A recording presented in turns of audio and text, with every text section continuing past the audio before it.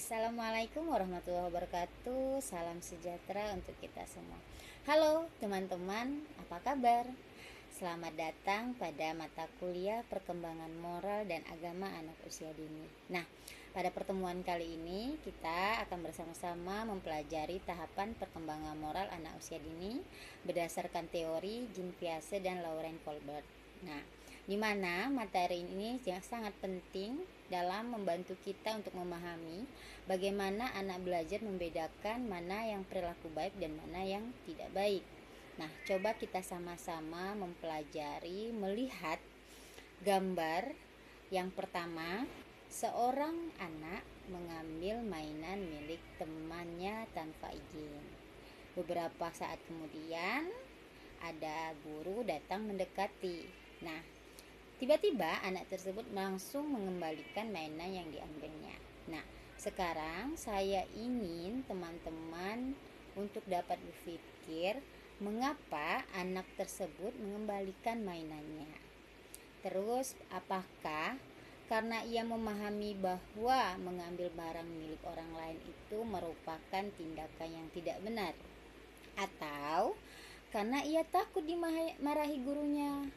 Nah, sekarang teman-teman silakan diingat dan difikirkan sejenak karena jawaban ini akan teman-teman temukan sebentar lagi. Nah, setelah mengikuti pembelajaran ini, teman-teman diharapkan mampu menjelaskan konsep perkembangan moral anak usia dini, menganalisis teori Piaget dan Colbert, serta mengidentifikasi karakteristik perkembangan moral anak berdasarkan tahapan perkembangannya. Untuk memudahkan pemahaman, materi yang akan kita pelajari ini terdiri ada pengertian moral, teori Piaget, teori Colbert, analisis kasus, terus nanti refleksi, dan terakhir itu kesimpulan. Moral merupakan seperangkat nilai yang digunakan seseorang untuk menemukan apakah suatu tindakan dianggap baik atau buruk. Dalam kehidupan sehari-hari, perilaku moral tampak seketika anak berbagi dengan teman, membantu orang lain, berkata jujur, meminta maaf, dan mematuhi aturan yang berlaku. Pada perkembangan moral tidak muncul secara tiba-tiba, tetapi perkembangan moral secara bertahap melalui pengalaman, pembiasaan, dan interaksi sosial. Di sini menurut Jean Piaget, perkembangan moral adalah di mana perkembangan moral ini terdiri dari dua tahap utama. Yang pertama, moralitas heteronom dan moralitas otonom. Nah, sekarang kita pelajari apa itu tahap heteronom, yaitu anak memandang aturan sebagai sesuatu yang mutlak dan harus dipatuhi, di mana anak akan menaati aturan karena takut hukuman atau karena menghormati otoritas orang dewasa. Sedangkan tahap otonom, anak mulai memahami bahwa aturan dibuat untuk kebaikan bersama dan dapat didiskusikan bersama.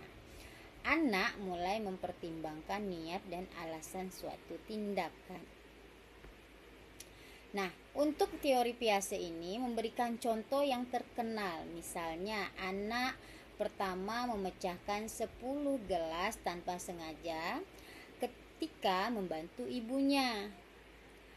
Anak kedua memecahkan 1 gelas saat mencoba mengambil kue tanpa izin. Anak yang masih berada pada tahap heteronom biasanya menganggap anak pertama ini lebih bersalah karena kerusakannya lebih banyak. Sedangkan anak yang sudah memasuki tahap otonom akan mempertimbangkan niat dari tindakan tersebut. Laurent Colbert mengembangkan teori Piaget menjadi teori yang lebih rinci. Pada anak usia dini, tahap yang paling dominan adalah tahap prakonvensional. Pada tahap ini, anak melakukan sesuatu berdasarkan konsekuensi yang akan dia terima.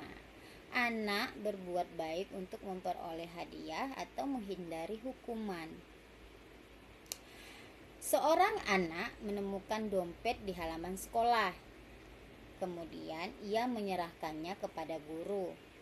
Apakah tindakan tersebut menunjukkan perkembangan moral yang baik?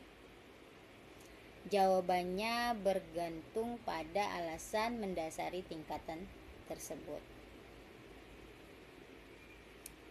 Dalam perspektif Islam, perkembangan moral anak tidak hanya berkaitan dengan kemampuan membedakan baik dan buruk, tetapi juga membentuk karakter yang berlandaskan nilai-nilai agama, di mana tercermin dalam surah Luqman ayat 17 yang berisi nasihat Luqman kepada anaknya untuk mendirikan salat, mengajak kepada kebaikan, mencegah kemungkaran, dan bersabar dalam menghadapi berbagai ujian kehidupan. Ayat ini menunjukkan bahwa pendidikan moral harus dilakukan secara bertahap melalui pembiasaan ibadah, penanaman nilai kebaikan, kepedulian terhadap sesama, serta pengembangan sikap sabar dan bertanggung jawab dalam kehidupan sehari-hari. Nah, nilai-nilai tersebut sejalan dengan konsep moderasi beragama yang menekankan sikap adil, seimbang, toleransi, dan menghargai perbedaan. Melalui pendidikan moral yang berlandaskan ajaran Islam, anak tidak hanya dibimbing menjadi pribadi yang taat beribadah, tetapi juga belajar menghormati orang lain, bekerja sama, bersikap empati, serta menyelesaikan perbedaan dengan cara yang damai.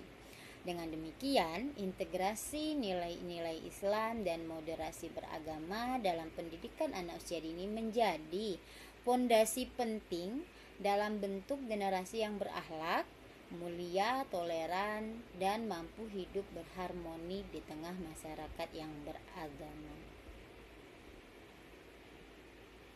Sebagai calon guru PAUD, kita perlu memahami bahwa tujuan pendidikan moral bukan sekedar membuat anak takut terhadap hukuman.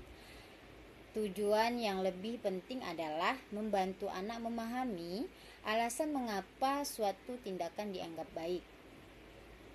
Nah, silakan jawab ketiga pertanyaan ini sebagai bentuk refleksi terhadap materi yang telah dipelajari. Dan silakan mengumpulkan jawaban ini melalui Google Classroom sesuai dengan link yang sudah tertera di dalam video ini. Sebagai kesimpulan, perkembangan moral anak berlangsung secara bertahap. Pemahaman terhadap teori Piaget dan Colbert akan membantu guru-guru PAUD memberikan stimulasi yang sesuai dengan karakteristik perkembangan anak. Baiklah, terima kasih atas perhatian teman-teman. Wassalamualaikum warahmatullahi wabarakatuh.